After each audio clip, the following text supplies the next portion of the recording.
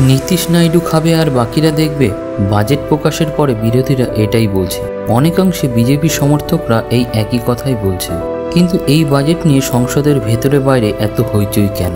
চলুন তবে জেনে নেওয়ার চেষ্টা করি কি এমন রয়েছে এই বাজেটে যাতে বিরোধীরা এত হইচই শুরু করেছে। আসল ব্যাপারটা হলো কার ভাগে কত পড়ল, না মানে কোন রাজ্য কি পেল। রাজ্যগুলির কথা বললে প্রথমেই নাম আসে বিহার। বন্যা মোকাবিলা, মেডিকেল কলেজ, বিমানবন্দর উন্নয়নের জন্য বিহার এবারে স্পেশাল আর্থিক প্যাকেজের সুবিধা পেয়েছে।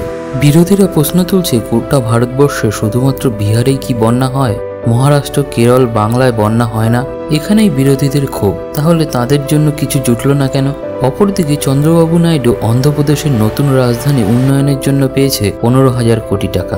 একইভাবে গ্রাম উন্নয়ন, তাপবিদ্যুৎ পরিকাঠামো গড়ে তোলার জন্য পেয়েছে আর্থিক সহায়তা। এই বাজেট ঘোষণার পরে মোদী সরকারের দুই পায়া নীতিশ এবং নাইডু দুজনের মুখেই চওড়া হাসি। বাজেট প্রকাশের পরে বিরোধী দলনেতা রাহুল গান্ধী, অখিলেশ যাদব, ভাইপো ব্যানার্জি না মানে অভিষেক ব্যানার্জি সবাই বিক্ষোভ প্রদর্শন করছে। মধ্যবিত্তদের ভাড়ারে সেভাবে কিছুই জোটেনি। মণিপুর যে এতদিন ধরে জ্বলছে তার ভাগ্যেও কোনো স্পেশাল প্যাকেজ পড়েনি। মনে হচ্ছে যেন বিহার এবং অন্ধ্রপ্রদেশকে নিয়েই দেশ চলছে। প্রতিনিয়ত এত যে রেল দুর্ঘটনা হচ্ছে তার জন্য আলাদা করে কিছু বরাদ্দ করা হয়নি। যা আগে ছিল তাই চলবে। বেকারত্ব, মূল্যবৃদ্ধি এসবের কথা যেন সরকার ভুলেই গেছে।